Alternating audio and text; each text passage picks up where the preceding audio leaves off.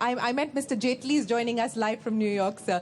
But let me get the risks from each one of you and the opportunities and challenges as well. Mr. Kotak, I'll start by asking you the number one risk for 2019 and how relevant will politics be as we look ahead? I'll answer the second one. It is easy. Politics will always be relevant in India. So that's easy. It's like cricket.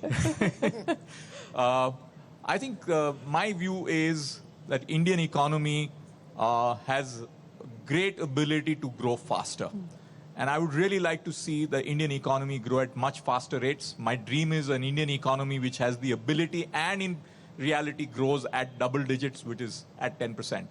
And the biggest risk and the challenge which I think about for the Indian economy is we really need to reimagine the financial sector and really think out of the box to turbocharge the Indian economy. Specifics. Give me specifics. My view is that the next government should be seriously considering how are we going to handle the issue of state ownership. And I'm not asking this question to any political party, but I do believe the time has come to relook at the role of state ownership in public sector banking. And I'm not saying sell it to private sector, but broaden the base and let the public at large allow the ownership to go below 50%. No harm if they do sell it to a private banker. I'm not asking for it, so. But I do believe reimagining the financial sector is one of the biggest risks and opportunities as I think about 2019 and beyond. Okay, Sajjan Jindal, number one risk as well as the number one thing that you would like the next government to focus on. I think I feel that because we are in the election year and biggest risk is that we don't have a stable government in the center. And so that is one, according to me, is the biggest risk. And the next government must look at reducing the stake of the public sector in our country and look at disinvesting and that money should be used for education and health.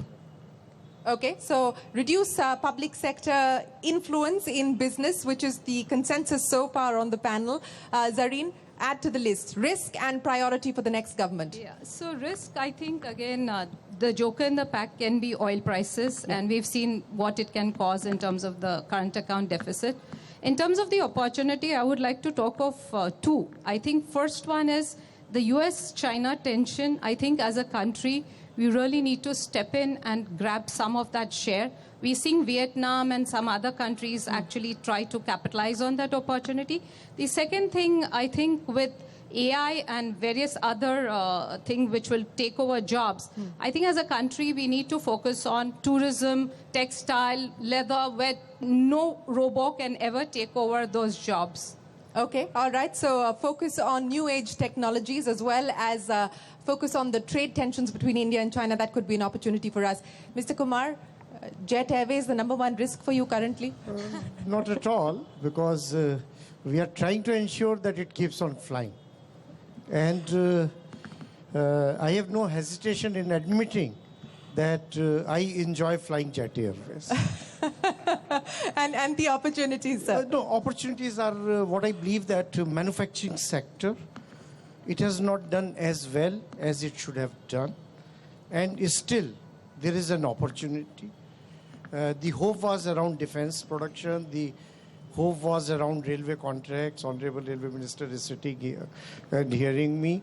So that is where these are the sectors. They can revive and help the manufacturing sector. Okay. And that is where I think much more can be done, and there is a great opportunity around the manufacturing sector. Okay.